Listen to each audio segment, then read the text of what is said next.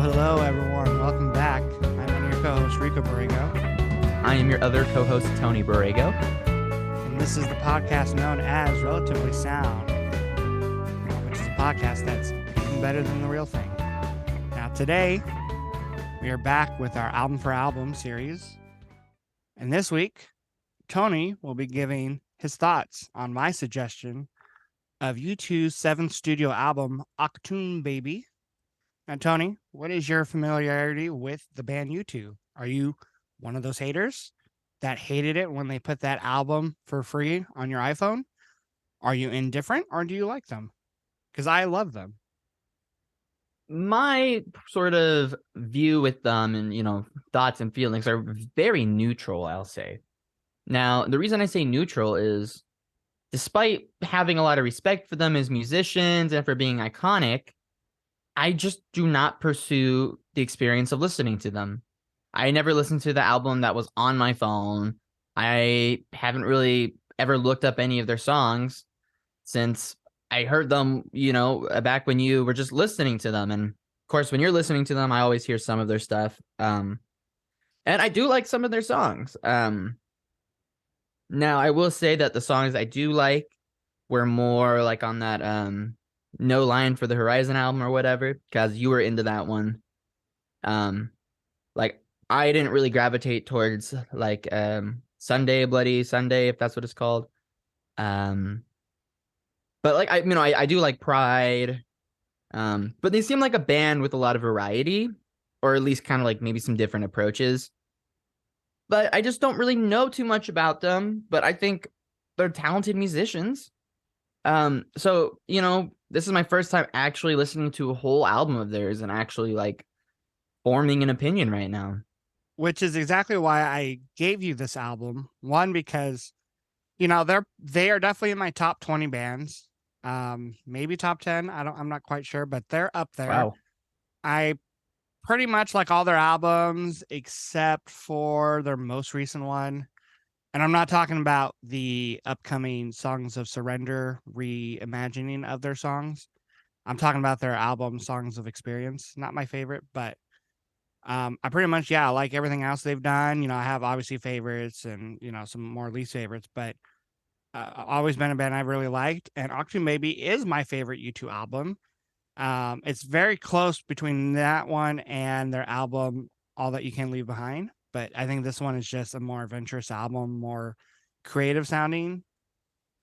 And I agree with you. I think they're very talented musicians. I think they get hated on for no reason. I think people hate Bono, and I totally understand why some people think he's like arrogant and annoying. And I do know like their music got overplayed at some points, but those are all not good reasons to hate a band. Like Now, you should just not hate a band because you just don't like the music. And there's some people who don't like the music, and that's fine. But would you be so kind to shed some light for those who don't know about Bono's glasses, which definitely could be seen as a bit pretentious?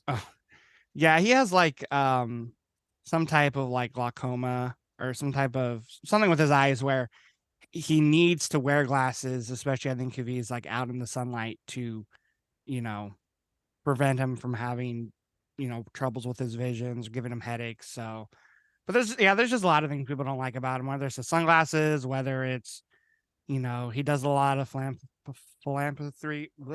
Philanthropy? Yes. Work, does charities. He has his Red Foundation. And I mean, like, it's just, and I do think, there were times where he was full of himself, but I mean, like, that's just, some rock stars are like that. And The common trap. for some reason, he was just one of the ones that got called out for it. So, but I was like, you need to listen to a U2 album all the way through. And I do think this is an album where if you don't like it all that much, you're probably just not a fan, because this is considered one of their best. They kind of reinvent themselves every like third album like that they release. And this was the start of their reinvention after Joshua Tree, after Rattle and Hum. Rattle and Hum being like a disappointment after Joshua Tree. And then after Achtung Baby, they did a couple more kind of pop, disco, dance music albums. and then they reinvented themselves again with All They Can't Leave Behind, and yeah, they kind of go through cycles. So, um, but yeah, so obviously you're going to give us your, um, you know, thoughts on the album, but I want you to start off with give me just a definitive statement on the album. It could be good, it can be bad. Just give me like one statement, and we'll start off with that. One statement here. Be anything. It could be about the album itself. It can be about a song. It could be like a hot take. It could be, about production. It can be anything. Just give me a take. This album is held back by the production.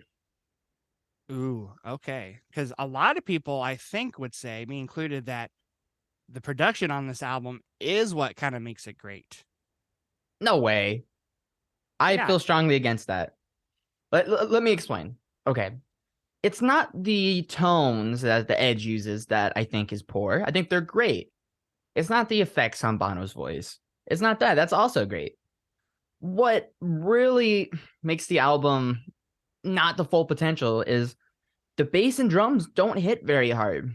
There's not a lot of low end. And I think because a lot of these songs kind of, not to give too many details right at once, but the songs are kind of like dancey in a way. And I just think it would have really benefited from that. Additionally, it's a pretty compressed album and kind of has that real thin, like kind of like 2000s sound. I don't know when this album came out though. Well, So, it came out in 1991. oh, well, trendsetters. Wow. Well, Um, I mean, compression. I've never had issue with compression on this album. I mean, I do think 90s albums don't sound as great as like albums from the 70s, albeit, but I think this some of these songs are supposed to be it. Some of these songs are labeled as electronic dance music, so you're not wrong in that sense. But that's kind of what they were going for. Like after Joshua Tree, and some songs from Joshua Tree, With or Without You, I still haven't found what I'm looking for, and that was their like trying to do like embrace not Americana, but like trying to embrace like music from America. I do like Uh, those songs. And the only reason I give you that album is because some of the songs on that album, and because I think it's a safe pick. I think like if anyone was to say like, yeah, I hate YouTube, but I don't mind some of the songs of Joshua Tree, that's gonna be what a lot of people would say. But Achtung Baby, like, it's them doing alternative music and industrial music and dance music, and they recorded this in the famous Berlin studio Hansa Studios, where like David Bowie did his Berlin trilogy and stuff like that. Mm. So they were inspired by some of that like kind of German sound. So, you're not wrong in that sense, but I'm just surprised you disliked it that much when it came to the production. There was just sometimes I heard a song and I was like, oh, this is pretty cool. But I just wish it just, I wish the drums were just a little more in your face, a little clearer. I wish the bass just had some more low end. And But what I there mean, are some songs though that the bass has low, and I would agree with you. Not every song. Like if you think of a song like "Who's Gonna Ride Your Wild Horses," yeah. When I think of that song, I don't immediately think of bass. But when I think of a song like "Mysterious Ways," that bass goes heavy on that song. I'm not even talking that about like what he plays, but I think the low end is mixed great on that song. okay, yeah, that's a better example of the production I think the Or the album could have fly, used.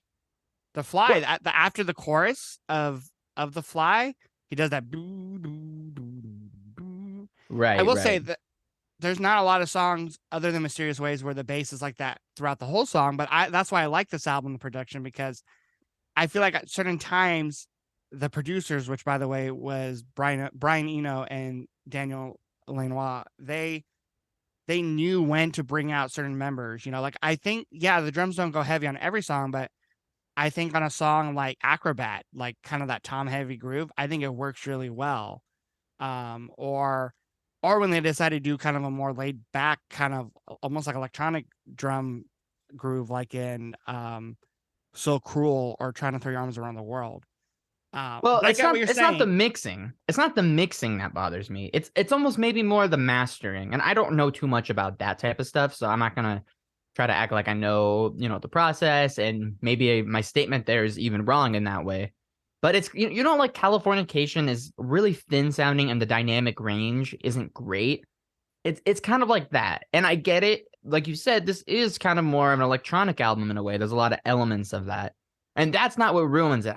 There's just something about it that just feels a little maybe hollow. Yeah, I don't know. I mean, it's definitely a statement that I disagree with. But I mean that's interesting. I mean I am of the opinion that sometimes a production can make or break an album, but maybe because I love the song so much on this album, I never feel like it breaks the album. It Like doesn't break the album, but there's definitely a crack in it or a leak. I don't know. I do think you're more used to their hits, like the two songs you know from Joshua Tree, and you probably know more songs from Joshua Tree, but like those being like some of the two biggest songs, like they doesn't have the sound, you know, or like Pride. Pride has a way different type of mixing, and Right. even like some of their post Achtung Baby singles like Vertigo and Beautiful Day. But I would say the production on this is much better than Beautiful Day and Vertigo, at least in my opinion. I can't really compare just like personally, just because I haven't heard those in a while, but I will keep that in mind. And could I make one more statement before we kind of maybe dive into the songs? Yeah. Front loaded, Oh, the album's front loaded.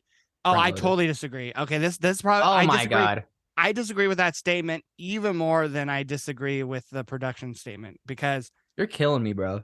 I don't know if there's a better three songs than um Ultraviolet, Acrobat, and Love is Blindness. Like those three songs in a row on any album, I think that might be my favorite 3 song run on almost Are, any are, album. are you kidding me? A better run would literally be if it was trying to throw your arms around the world, ultraviolet acrobat. Okay, Even that would be so better. then you don't love Love is Blindness, which I'm surprised because I thought that would be one of the ones you liked. Maybe it's a grower. Maybe it's a grower, but it just didn't do much for me. And I'm like, I wouldn't say there was something about it that was bad that turned me away from it. And that's something I can say about the whole album. Um, for the most part, there was no moment that I was like, it kills the song. It's not anything like that, but for that song, what I got from, my handful of listens was that the verse was kind of boring. I thought the chorus was really interesting and good, but there's not a lot of chorus.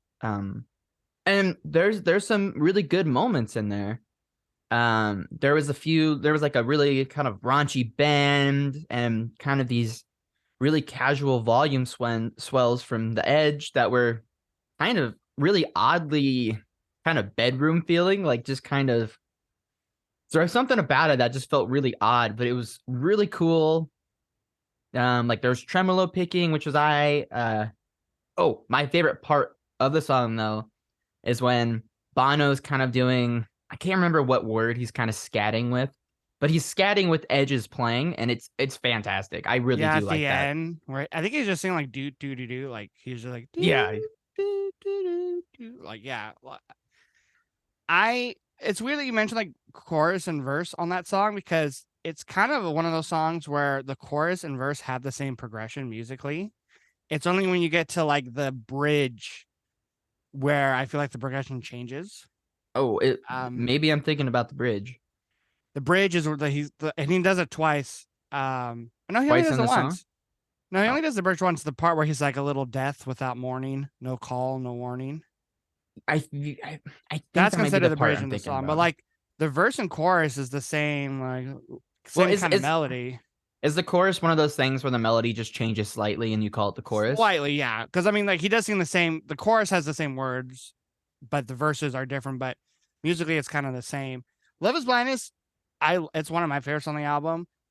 I and maybe it's because I know like a lot of obviously you choose albums and songs. Like it's one of their darker songs, which I appreciate because they have a tendency to write a lot of upbeat songs, and a lot of positive songs. But this song, he wrote it initially on piano, which Bono doesn't play a lot of piano, so that's already kind of interesting.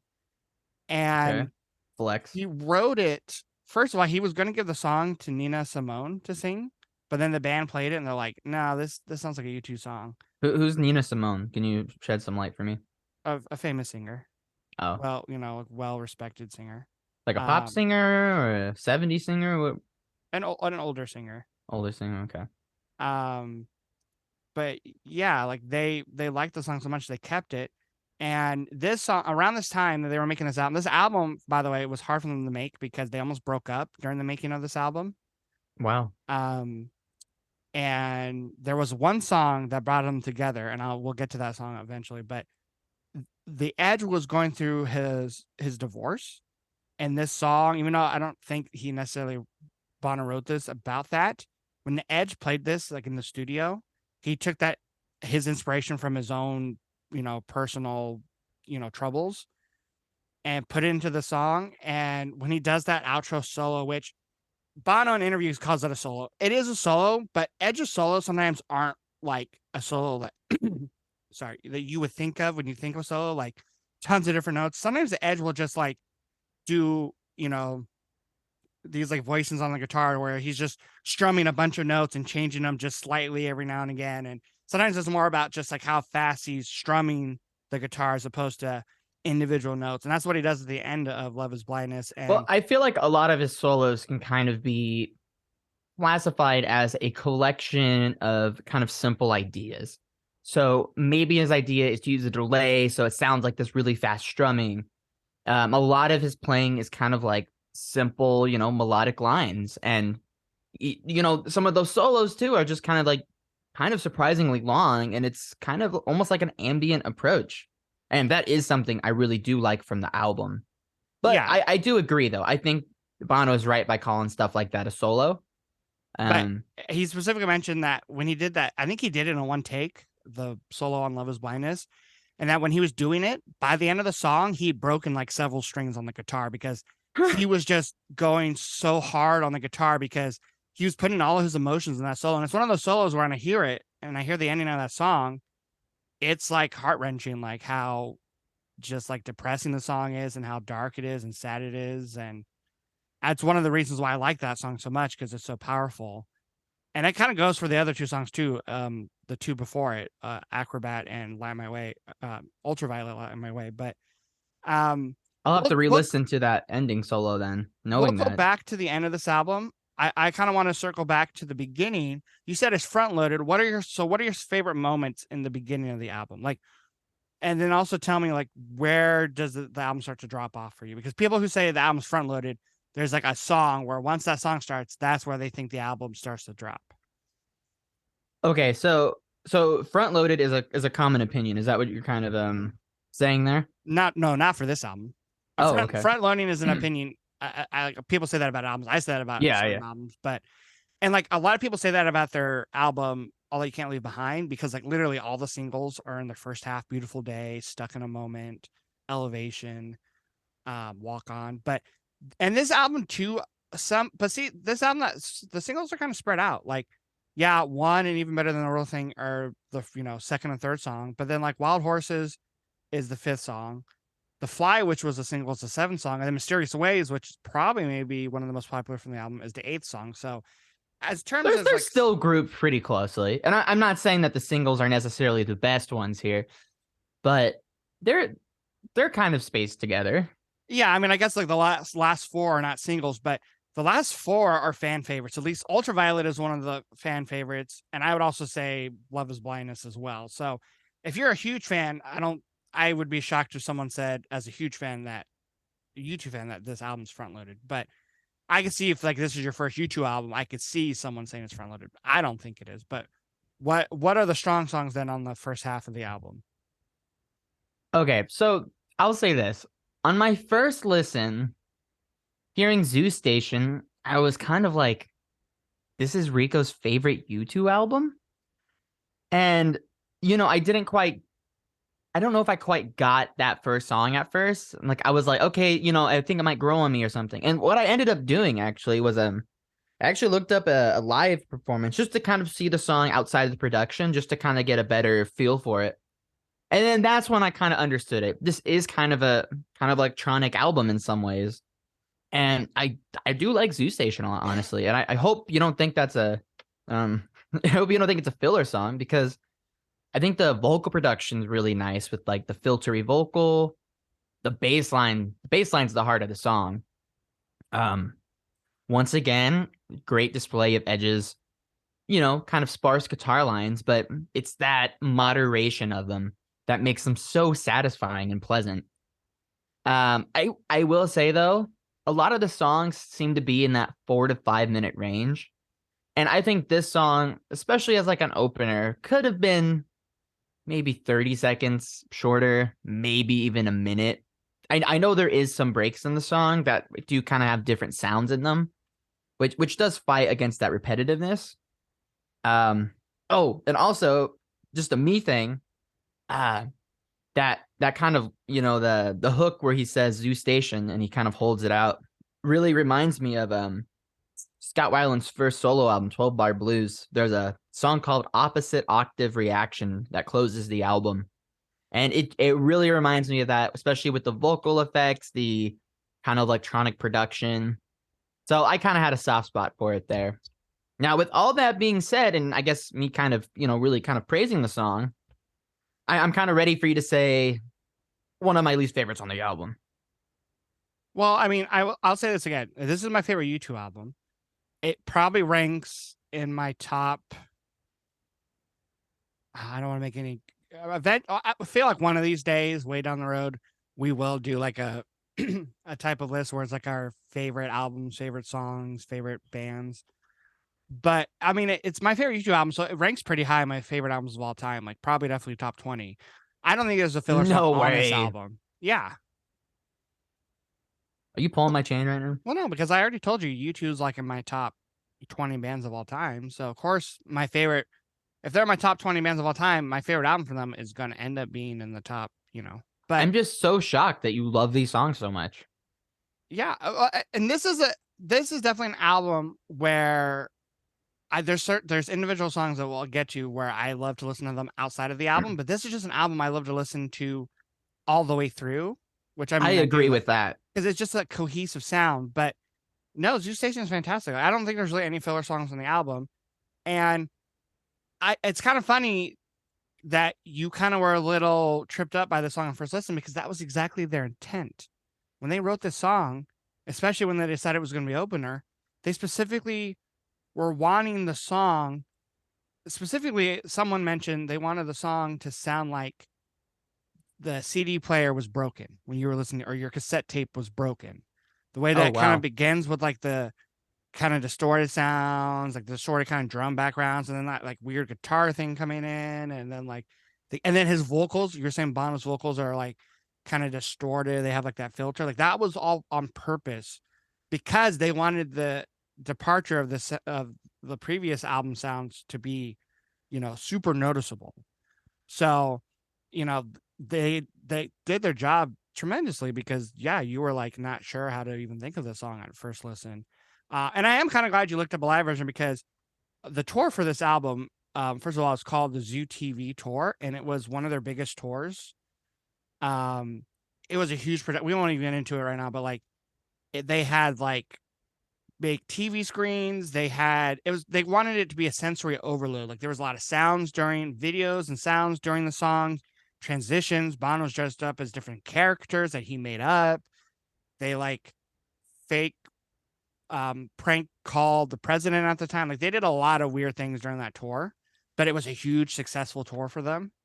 A little bit artsy for me, Well, but yeah, but that was exactly what they were trying to do was like an artsy type thing, and that's why I think some people don't like YouTubes because sometimes they push the limits too much. But I always have fun with it, and YouTube is I think a fantastic opener. I think like the perfect way to begin the album. I love the chorus. It's fantastic. It's kind of like the verses are kind of like that industrial sound, and then the chorus is very melodic.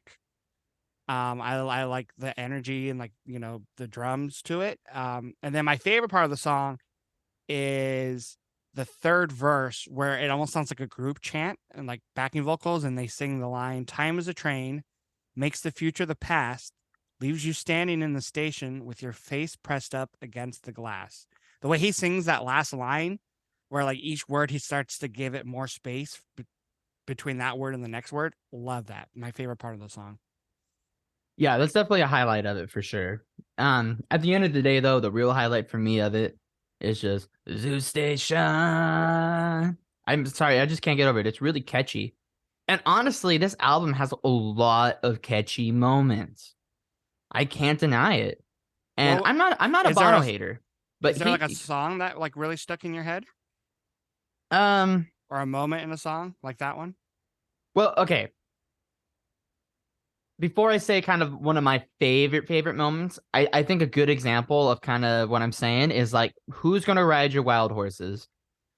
The way he's, sings that chorus, the whole entire don't turn around part. There's just so many catchy lyrical moments. Although I will say, anytime I hear him kind of do the ad lib with sha la la, I can't help but think Mr. Jones, that Counting Crows intro. Which Um, I also really love the Counting Crows, but I get what you're saying. um, yeah, but I think my favorite moment on the whole album is the chorus of The Fly. So Interesting. catchy. Interesting. Okay. So you're talking about, you specifically talking about Bono's That falsetto? falsetto. Yeah. Now, okay, here's my question. That was one of the other songs I looked up live. That was the only other one I looked up live, but I looked it up for a different reason. The Fly was a song I liked from the get-go, but I wanted to see if live, if they did it a little heavier, just like different production. But I think the video I saw was from that tour, so it wasn't too different. It did sound really good live, but I saw the Edge was singing the falsetto part. I didn't even know the Edge really sang in the band, but I guess he does. Yeah. I mean, and it's funny because we were texting each other last night before recording this episode, and I sent you the Edge's live acoustic version of him singing "Love Is Blindness," and that's kind of, I think, one of the other moments when you're like, "Oh, Edge sings," and I'm like, "Yeah, he." There's certain songs live where he'll do like whole backing vocals, like almost like a duet with Bono. I know live versions of their song "Stay," "Stuck in a Moment." There's a lot of songs where he sings like full on verses and stuff. And yeah, I mean, how are they going to do that part live? Because you have the falsetto part, but then you have the part where, a man will beg, a man will crawl, like the talking kind of part of the chorus. You have to have two vocals during that chorus. Yeah, that is totally true. I was just surprised by how good of a singer the Edge is. I know a lot of guitarists who sing, they can be really good singers, but they don't always have that kind of lead singer charm. But like that video you sent me last night, his phrasing, when he wanted to bring in the vibrato, it was really great, and they sounded great playing the Fly. And I know the verse is maybe a bit generic, and although that bass break after the chorus is fun, maybe it's a little bit, maybe kind of cheesy, but I really enjoyed the song. Also, the lyrics are kind of, lyrics is something we'll discuss in a minute. The solo was a little bit of a letdown. It was a little bit boring, but I like that song though, and that hook is probably my favorite part of the album. Now, this is on for a while. This was my least favorite song on the album That silence speaks a lot there. because this was one of the songs where I felt like they went a little too over the top, and maybe that's because I also saw live performances of it. And if it's from that album, that tour, if you see Bono wearing a leather jacket and black sunglasses, because that was his persona. That was a character called the Fly, where he's dressing up as like a typical rock star, and like it's like supposed to be over the top, and like there's satire in it for sure, and irony.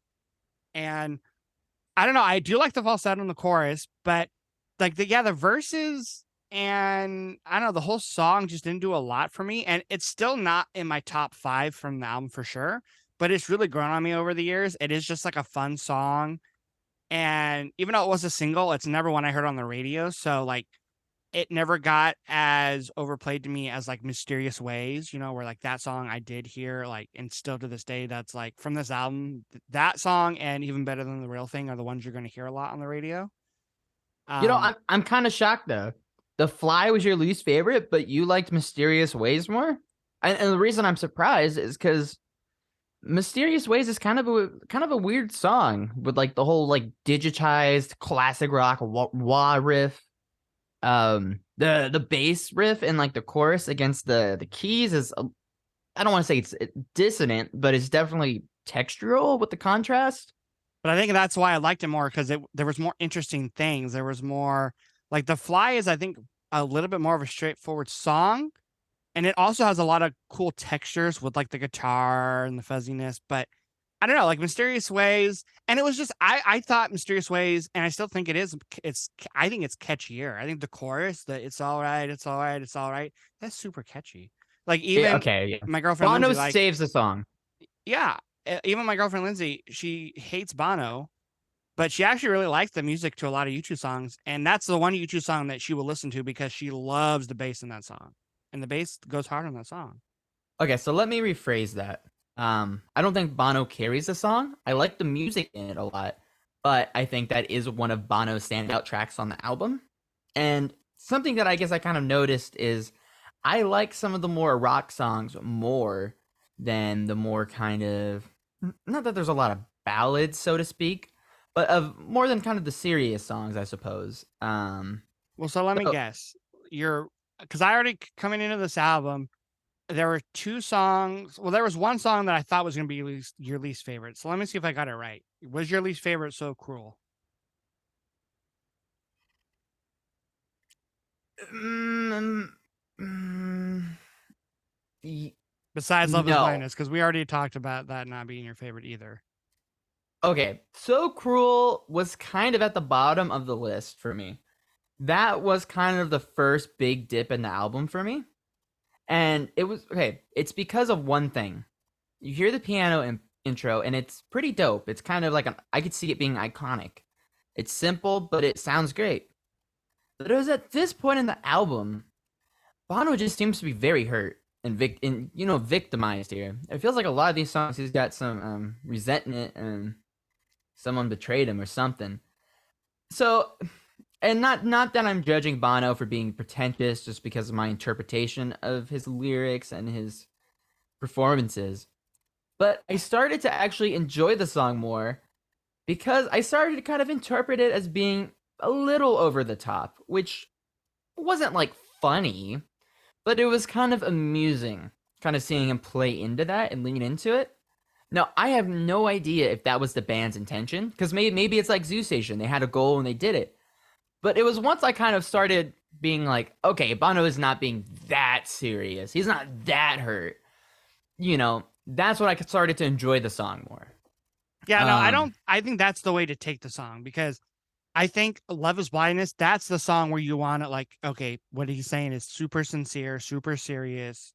Like it's as dark as it sounds. But I don't think of as I don't think So Cruel is of the same feelings as Love is Blindness. Like I do think it's a little bit more tongue in cheek. Like, Yeah, that's a great way to put it.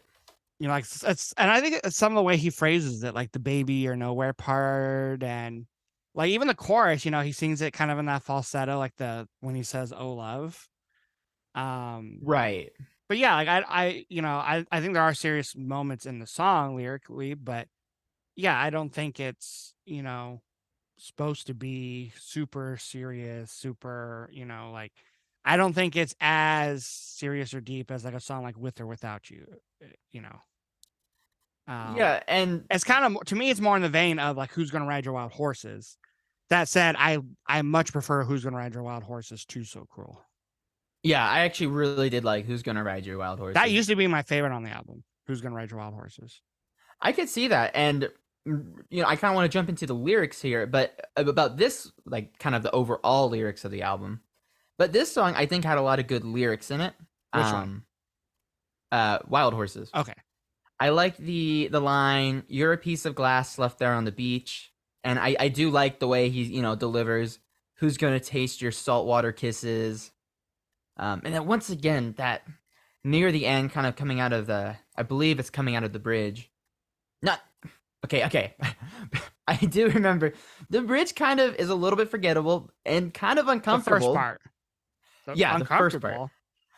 I can't remember what the line is before it, but the way he kind of comes in with the ahs, where it kind of sounds like he's moaning in a whispery way, it kind of rubbed me the wrong way. But when he gets to the end of the bridge, the "Don't Turn Around," where he builds and goes into the falsetto, that's a really great moment on the album. That might be my favorite moment on the album in a meaningful moment.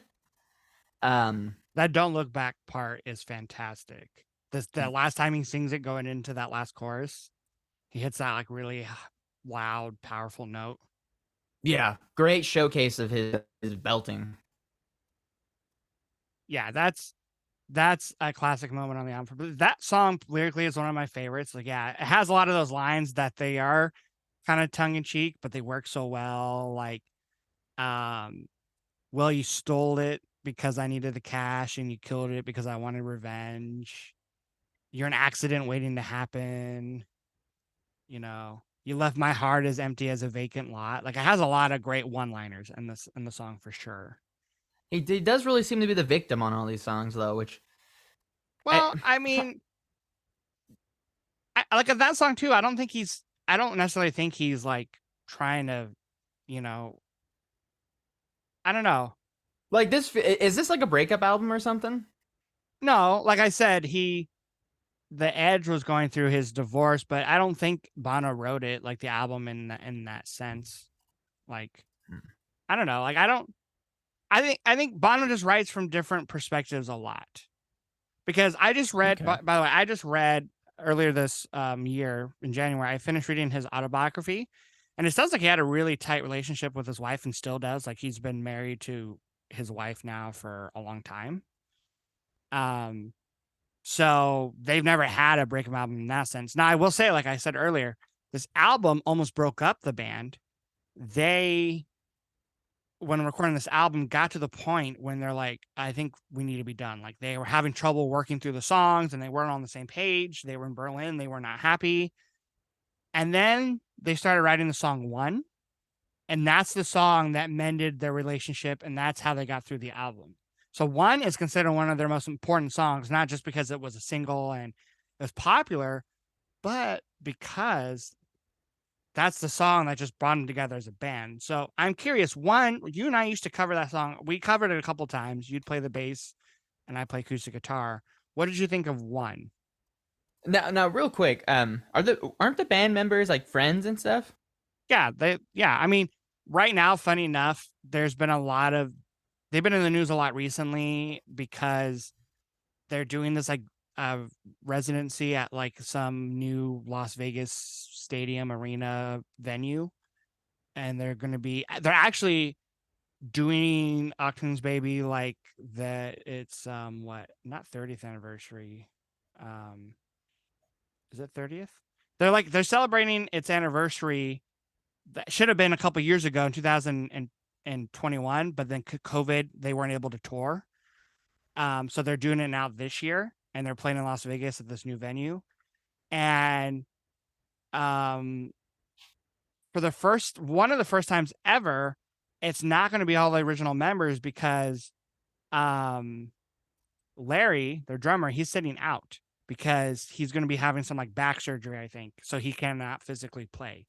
And there's been a lot of rumors that Larry's going to like quit the band, or the band's going to break up after this year. So that's a whole drama thing. But Oh wow.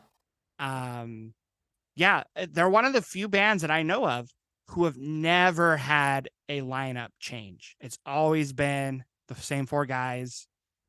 And Isn't this like a 40-year career?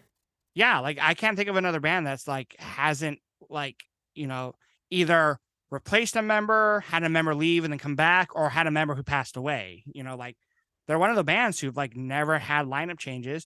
And they're one of the only few bands where they've never really had side projects. Like Bono's never done a solo album. Edge has never done a solo album. They've done like collaborations with other musicians and one-off things, but there's never been like solo careers by any of these guys. So it makes they're one of the most interesting bands to me that I listen to just because of like their relationships and the fact that they always just been the same four guys. That's So interesting. But you know who I think actually does beat them as far as all original members? what's that? ZZ Top. I think True. I'm pretty right about that. I mean, maybe I'm wrong. Well, Might need a fact check, but I'm pretty sure that's actually true. but it's not going to be true after. Even if that is true, it's not because I can't think of which one of them died recently, right? Oh no, really? Yeah, one of them died. Oh, I didn't know that. Yeah, That's really unfortunate. not Billy Gibbons, the other one. Who I unfortunately can't think of his name right now. He Which one of died. the bassist or the drummer? No, the The other guitar, the bassist, I think. the bassist. Okay. Yeah. Okay. Well, I'm gonna have to So, look into that. um, But but anyways, though, yeah, so one, one. like that being the song that kind of brought them together again. Like, what do you think? Because one lyrically, that's one of the songs where you were talking about lyrics. That is one of the songs where, like, he does kind of play the victim, but the purpose of the song is also saying how they're one. Like, even though they're not the same, when you and this other person, significant other, you become one. You carry each other. So, and he plays the victim, but he also understands the other person can also be the victim. Like I think it's a very like relatable song in that sense. Like it's about a relationship. It's not about one person. Yeah, no, this song by far probably has the best lyrics. Um, because I think also that message definitely comes through maybe a little more than Wild Horses and stuff. And what I really like about one, and I definitely appreciate it, doing some kind of more active listening, was the guitar work's phenomenal throughout the verses. He's playing some great parts. And for me, one of the best moments. As we're talking about this album, there is a lot of really good moments, and I think that is why I do enjoy this album, despite some critical feedback here. But I love in the chorus that turnaround, where they throw in an extra chord. What is that line they sing? Like, you ask me for forgiveness, but I can't keep holding on. You ask me forgiveness, then you make me crawl, and I can't keep holding out to what you got. If what you got is hurt, I think that's the Yeah. line you're talking about. Yeah. Yes. That is fantastic. That makes the song, that makes the album really. So maybe that's the best moment.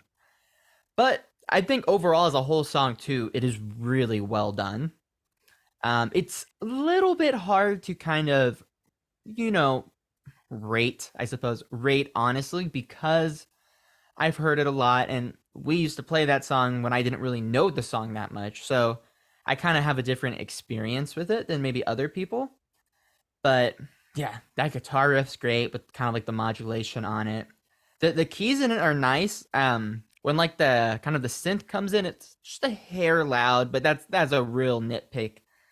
Um, and yeah, I think the production still holds up well, even though it's definitely probably I think it's kind of objectively a little outdated in production, but I think it still holds up well and suits the song. Yeah, one is one of my favorites. It's also one of those ones I can't get tired of listening to because the chorus can I think the first couple choruses can get a little tiresome and if you hear the song a lot like I have. But like just that opening guitar riff and then like once the drums come in later and like that other like guitar riff or keyboard thing, I don't know what it is like that. You know the one I'm talking about? Yeah, Like, yeah. like that part's great and yeah, I just love the whole vibe of the song. Like the groove of it is fantastic, and it it's not as preachy as the chorus would make it seem like. Like the verses are fantastic. Yeah, and I think the lyrics are a little more cohesive too, where like we were saying with Wild Horses, it's kind of some more one-liners, kind of fragments, and maybe kind of switching on to another song that I think has good lyrics, is Trying to Throw Your Arms Around the World. I feel like with a lot of the songs on here, Bono has a few good lines, and then kind of a lot of filler lines, or kind of like honestly like a classic rock kind of like a generic ad libs. I'm just gonna say it, yeah. But um, definitely the highlight of Try to Throw Your Arms Around the World for me is A woman needs a man like a fish needs a bicycle. Yes, that is the standout. That is my favorite line on that song. Which And more that was a phrase, a slightly different version of a phrase that I guess was used during the 1970s during the women's right movement in the U.S. okay. So, but yeah, that's a fantastic line. Every time that song comes on, I sing it. But And I, that I helps me with his lyric style too, because now that we're kind of going through this, he is a bit tongue in cheek, and I think I kind of ran into the mistake a lot of people do with Bono, taking him more serious than he actually is. And I think part of that is because he does these really kind of theatrical, intense, passionate performances. And it's great and it sells the song, but I think it's easy to think that he's taking himself completely seriously and maybe he's living in the character a bit more than people expect. and there's definitely moments. Every U2 album has a song or two where some people even call them like Bonoisms, where he does a line that is just no. Like for example, they have a song called "Miracle Drug," where there's a lyric where he says, um, the lyric is.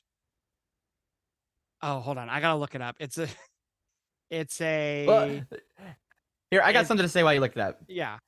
So I okay, I forgot what I was gonna say. But I do like also the sunrise like a nosebleed lyric.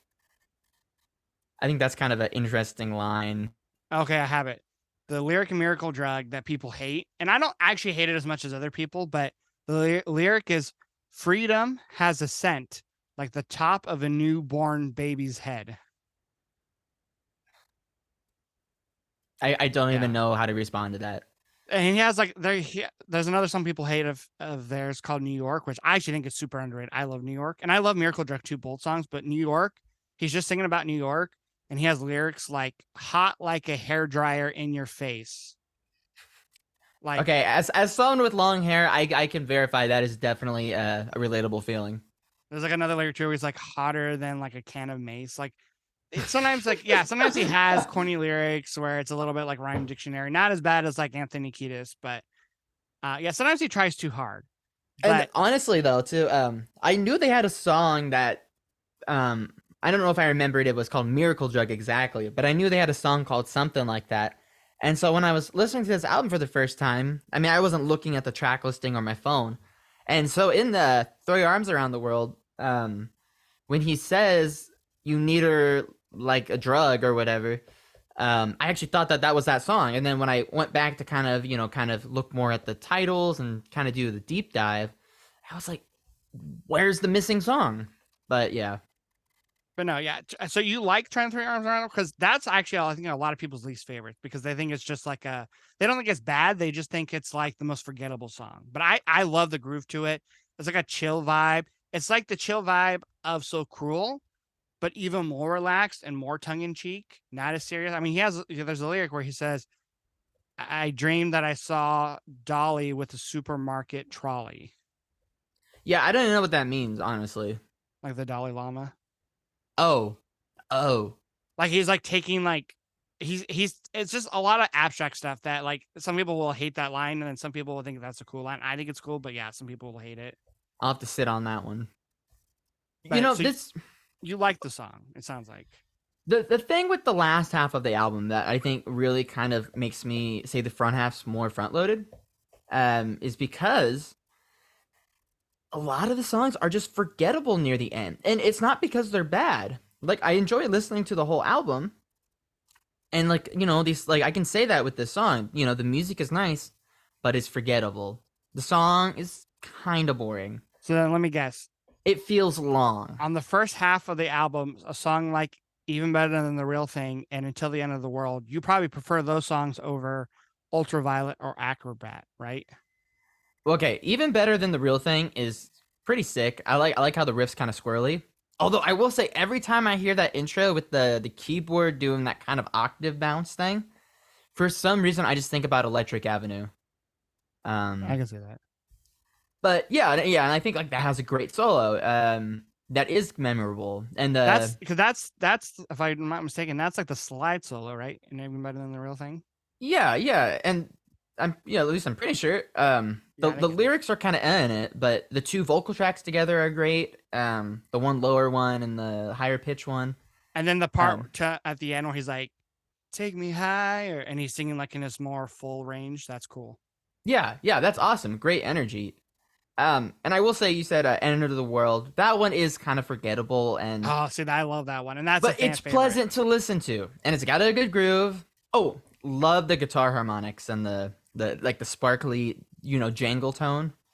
Um, I just love like that opening riff, the dun dun dun dun, and then like I love how like upbeat it sounds, but then the verses are very dark sounding, yeah, especially I do lyrically. like the character he portrays, like the way he sings it. But yeah, that's Until the End of the World is one of my favorites because it takes the fun sound of Even Better Than the Real Thing, which I enjoy, but then it adds darkness to it, which I prefer. Because Even Better Than the Real Thing, I like it a lot, but it's not in my top half of the album of like my favorites. Like I like Until the End of the World more. But going back, so I'm gonna say this: Ultraviolet is my favorite U2 song, Favorite on the album or favorite U2 song? all time, Out of how many albums do they at have? least currently right now. I think they have like probably like 12. That is quite the statement. Ultraviolet is like everything I want in a U2 song. Like it begins off with that like kind of mysterious sound far away, that kind of intro where there's like some like vocals in the background. He sings his little intro. The Sometimes I Feel Like I Don't Know. Sometimes I feel like checking out, and his voice just gets like it's like melodic and it's just super smooth. And then the verse kicks in with a guitar and it's super energetic. It's got like just that kind of like driving bass line. Um, I love the chord progression in the song. And then the chorus, it's like you were saying, like when Bono does his typical rocks, classic rock things where he says like the chorus is literally just "baby, baby, baby, light my way," but it just works so well with the music. It's fitting, even though it sounds like it should be filler. And then the lyrics just get like better and better as the song goes on. I feel like trash. You make me feel clean. Um, there's a silence that comes to a house where no one can sleep.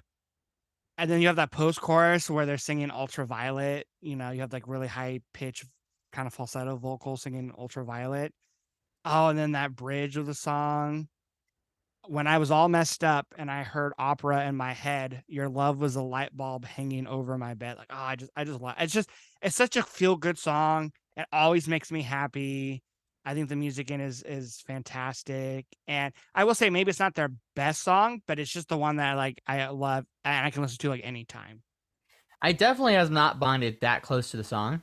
That being said, I did miss a lot of those lyrics that you pointed out, and those are really good lines. They're creative. And it's a colorful song. I will say, I think just my favorite part of that song was how the intro was kind of theatrical, and you didn't really know where it's gonna go, but then they come in with those great jangly chords, and the song starts to take shape. Something I noticed too, and maybe it was just in the moment. Maybe I wouldn't say it now, but I remember the verses kind of sound like the chorus of The Fly, and that The Fly melody would totally work over it. I'd have to listen back to that. I've never made the comparison with those two, but I'm sure it's there. Maybe it was just in the moment. Who knows? I will say though, I remember at some point, kind of maybe by the first chorus or in the first verse, he says like this "all right now." He says "all right now" in this It's in the first whisper. chorus. It's Yeah, kind of weird, and some of the ad libs aren't my favorite in the song. Like I mean, I don't really like when singers say "baby." Um, I I usually don't don't know, either because it is cliche, or like when they say "mama," like oh my gosh, but I it's don't the know. worst. To me, it works in the song. Like because the verses are so rich in lyrics, I'm okay with the chorus just being super simple. It's like Mysterious Ways. It's all right. It's all right. It's all right. Like it couldn't be more simple. Him just singing "baby, baby, baby," but because the verses have so much going on, I think that's what makes the song workable, I could totally passable. see that if you have an admiration, not no, not an admiration. I feel like if you have like a love for Bono or kind of a connection with him, with his personality, I think I could definitely see the song being someone's, top 10. And I think it really could end up being one of my favorites off the album. Um, as I listen to the album more and more, I do start to appreciate it. And something I was thinking about is a lot of these songs kind of remind me of some of the songs I've heard from some Cure records. I've only heard like two of theirs, and maybe that's a grossly wrong statement because I'm still new to them. But it kind of makes me kind of curious to see that if you would like the Cure, although the singers are totally different, so that could be a deal breaker. But not to get too far off the topic here, but I think Ultraviolet is also a song that sounds like U2. Is that true? Like kind of like a classic Yeah, and that's U2 why I sound. like it so much because it to me it has a classic U2 sound that is kind of a culmination of like all of their records. Like it's on this album, I think it's the one that sounds the most like classic U2, which is maybe why I like it because like some of my other favorite songs from them might be very more particular to a specific album, where this one just to me sounds like classic. And I loved the word you used. It's a very colorful song, and maybe that's because it's called Ultraviolet, and maybe that's because when they played it on their 360 tour, the one they did for No Line on the Horizon, they would sing the song, and he'd have this microphone that hung from they had like this huge like sculpture kind of building thing, like it looked like a claw kind of, and they had a microphone just for this song Ultraviolet, and it would come down from the structure overhead, and it would come down, and it was like this weird circle looking microphone, and he'd sing into it, and he'd like hold it, and then it would light up red, and then like it'd be dark everywhere, and it would light up red, and then he would like throw it around, and I don't know if it was like a reference to the lyric, you know, your light was a light bulb hanging over my head, but that's like the imagery I got. Um, Probably the best live version of that song, by the way, too. That Um, sounds pretty epic. I'm the gonna have to the look that one visuals are up. the visuals are sick. Definitely look up. I'll send you a link later. But and I think that's when I saw that live concert DVD. That's when I first appreciated the song, and then when I went back and listened to it on Achtung Baby, I was like, oh yeah, this song is my favorite. Like it's just great. Um, that said, though, the song after it, again, that three run of Ultraviolet, Acrobat, Love Is Blindness, I think is some of the best any album. Acrobat, I think, is one of their most underrated songs, and I think it's the most underrated from this album. And I'm And one of shocked their you don't most like it forgettable. more. You see, I'm shocked you don't like it more because it's a very dark sound. It starts off like kind of crazy, like sputtering guitars. The drums, I think, are some of the most like in your face on the album. And lyrically, I thought too, it's one you would clench to because it's like dramatic, but it's not like the lyrics are like meaningful, but like in a like I don't know, like I just love the lyrics in the song. I really Um do like that line. And I must be an acrobat to talk like this and act like that. And yeah, with it's the so good. delivery, that is fantastic. And with most of the songs on this album, it's either I like the songs and there's just a few things that kind of bug me with it, or the song's okay, but there's a lot of things I like about the songs. And I think that's why I just really enjoy I do enjoy this album a fair amount. But not all these songs I would say are like, A tier. Um like I think this song was one of the best sounding as far as guitar effects. And even though the solo is a little bit too ambient, the tone's fantastic. Something I would say is that this is one of the only songs where I actually question the music a little bit. There's a there's an ascending lead. I don't think it might be near the end where it's just like four quarter notes going up, and he kind of has an interesting note choice in there. And I didn't think it sounds bad, but it definitely caught me off guard. I was like, "Whoa, Edge is That's why I taking like this some song risks so there." much because a lot of the elements in the song do catch you off guard, which is why I like it. Like even the chorus, the end of the chorus when he sings, "Just don't let the bastards grind you down," which is originally was a quote from someone else, so it's not like something he came up with, but it's so fitting in the song. Like I mean, Bono barely swears in a song, so hearing him sing "bastards" was kind of like whoa when I first heard it. Um, but I don't know, like just the music, it builds and builds, and it's like dramatic, but it fits the lyrics. There's a line where he sings, um, "If there was a church I could receive in," and his vocals are just sound like like he's kind of like pleading. It kind of sounds vulnerable. Like I don't know. It's one of my favorite songs on the album. Um, I don't know. It does have I a good build and like start. yeah. I don't know. It's just one of the songs that I think is really like makes an impact. Like yeah, I like how catchy Mysterious Ways is, and I like how catchy Even Better Than the Real Thing, and one, but like the songs to me that had the most impact, which are my favorite, which are like Acrobat, Ultraviolet, Love Is Blindness. So it's funny because like my like four favorites are probably like your like ones that you call forgettable, and then some of the ones that you like the most, like The Fly or like Mysterious Ways. And even to an extent, Zoo Station. I like all the songs, but I think you might like them more than I do, even. Yeah, and something I gotta say is because I've been listening to the whole album, I guess maybe as an experience, maybe because the songs blend together. That's kind of probably why they're kind of forgettable to me. Especially like you get like all the kind of the rock songs on the first half, with the exception of I'm not. Well, is The Fly technically on the second half of the album? Um, Technically, I mean, because it's 12 songs and it's the seventh song, so yeah. Okay, so yeah, The Fly in Mysterious Ways. Yeah, like those are the two rock ones, and But see, Acrobat is a rock one. It's just well, it's okay. it's actually, to me, it's the most rock one on the album. It's just it's kind of like you said, it's more ambient, but like it's the darkest besides maybe Love Is Blindness. And I don't know, it's Well, I mean, maybe if the drums were just a bit heavier and the bass was just a bit fatter, then it would have been a rocker for me. yeah, and I think that's where we're gonna disagree with this album the most. Is I think that's they fit perfectly fine the way they are on the songs. And not that the drums or bass parts are bad. I do actually like a lot of the drum and bass parts. I don't have a problem with the composition They're or one the of my actually performance. Adam Clayton and Larry Mullins is they're actually some of my favorite rhythm sections in any of the bands I listen to. I'm definitely a fan of any drummer that makes a drum part for the song. Nothing wrong with the simple beat. Don't get me wrong, but I definitely know plenty of bands that would benefit Well, from yeah, a more because interesting drummer. And I can't bass remember. lines are on the, real quick. Sorry, the bass lines on the album. He's a great example of a player who's simplistic, but the simplicity between him and the Edge is they just nail that mix together.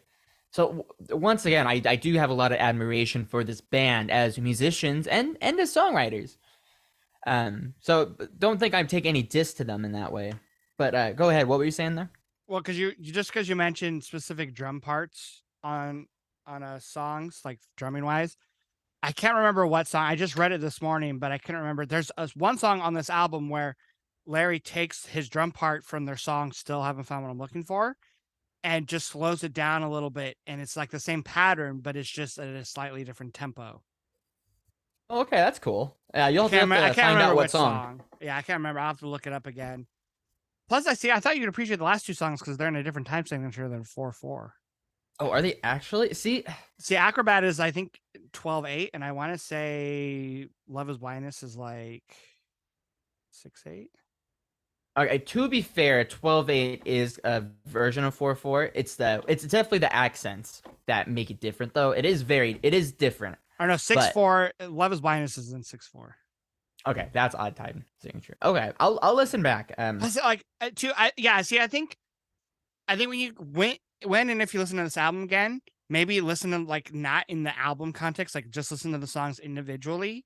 Like listen to Right. Love Is Blindness because first of all, I don't know if you caught it. Love Is Blindness begins with an organ sound,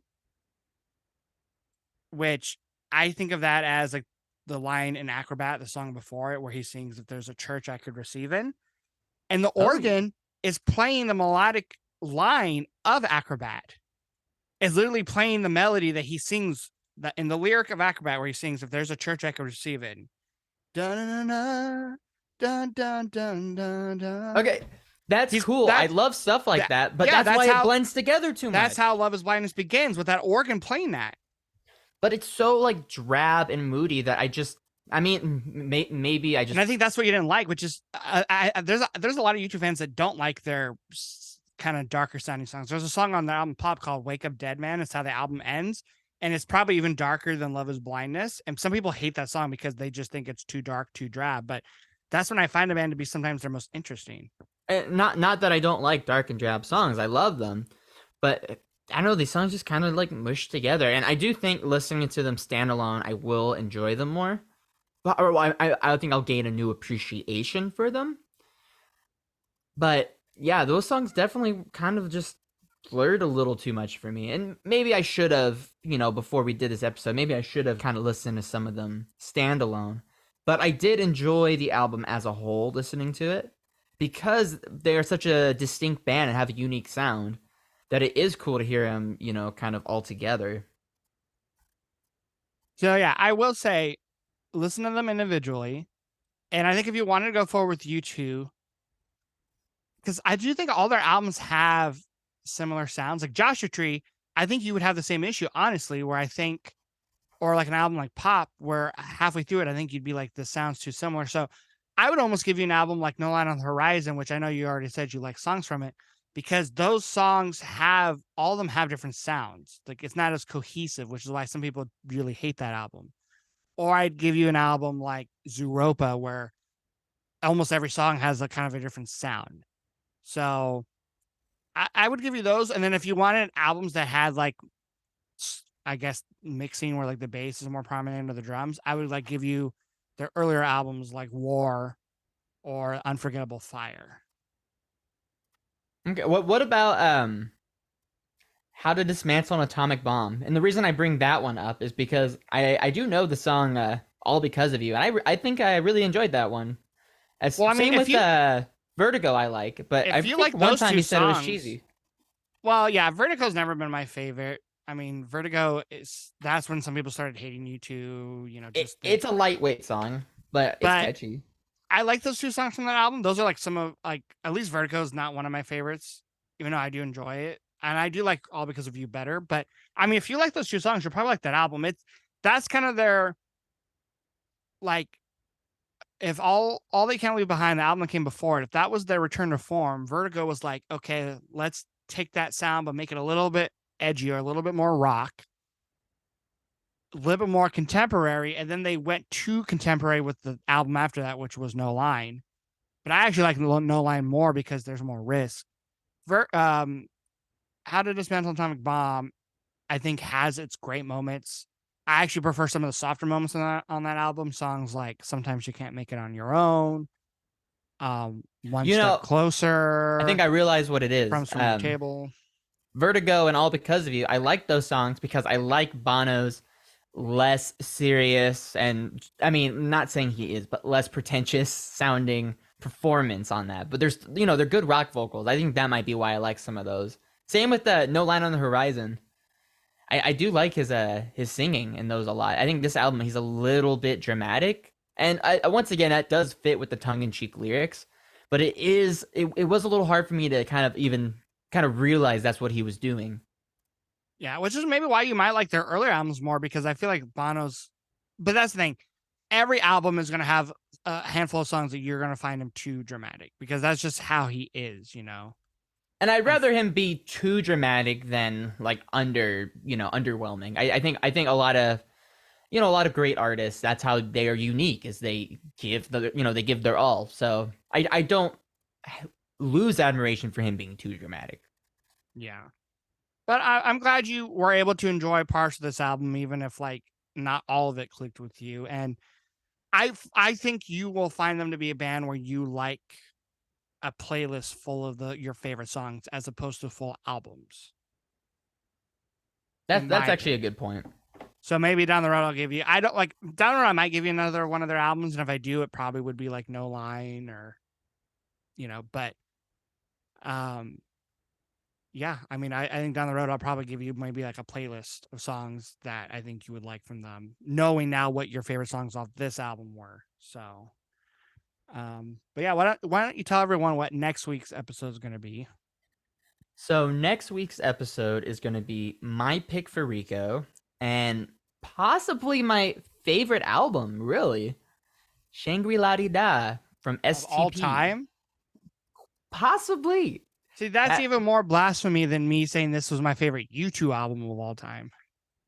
Okay, so this and has then, and definitely then been the saying that it most. might be in the top 20. Now, I didn't even say top 10. I said top 20. You're like, what? Well, okay, hear me out though. First off, I think me liking that STP record makes a lot more sense than you liking this record because this is a little more electronic. It's But you but know see, not. I think when I got into bands like when I went in my classic rock phase, like getting into Springsteen and Petty, I think you just thought like I had a particular sound, but I've really branched out over the years, and I think when I played you songs, I would play you songs that I thought you would like, so which is why I didn't play you like Achtung Baby because I didn't think you'd like it. You know, like I played you classic rock songs because I thought that would you like, and then you didn't, and now I feel like you really like classic rock, and then now I'm the one that's listening to more of like the modern production type sound. So it's interesting how we've kind of changed over the years. I go back and forth with classic rock. Sometimes I'm like, this is all you really need, right? And then sometimes I do try to look for kind of the more complex, or I'm starting to appreciate production as well more. Um, and that's the great thing about music is that it's really whatever you like and whatever you're feeling, and there's really no expectations to be tied to a certain style. You find what you like and you listen to it, and even though this album wasn't quite what I normally listen to, I did enjoy it, and I think I enjoyed enough to listen to some U2. But I'm gonna start with this album um, outside of the album's context. Now, see, I think Shangri-La Di Da makes sense for me to like it, and we'll save the juicy details for later. But that is your album to listen to, and based off this conversation and that last few sentences, this is definitely the most controversial month we've done. The most friction, the most we've disagreed. But it's because I think we also picked some of our favorite albums of all time Yeah, we're very for this defensive month. of them. Yeah, because I know my album pick for next week is actually out of all the album. Well, I won't say what it is yet, but the album I'm going to give you for next month, I mean not next week, but next month, is an album that I've spent less time with for sure than like Achtung Baby or you know, um, some of the other albums I've given you so far. So, but yeah, so we'll be back next week for the next installment of the Album for Album series. Until then, we hope you enjoyed the episode. Take care, and we'll see you soon. Bye.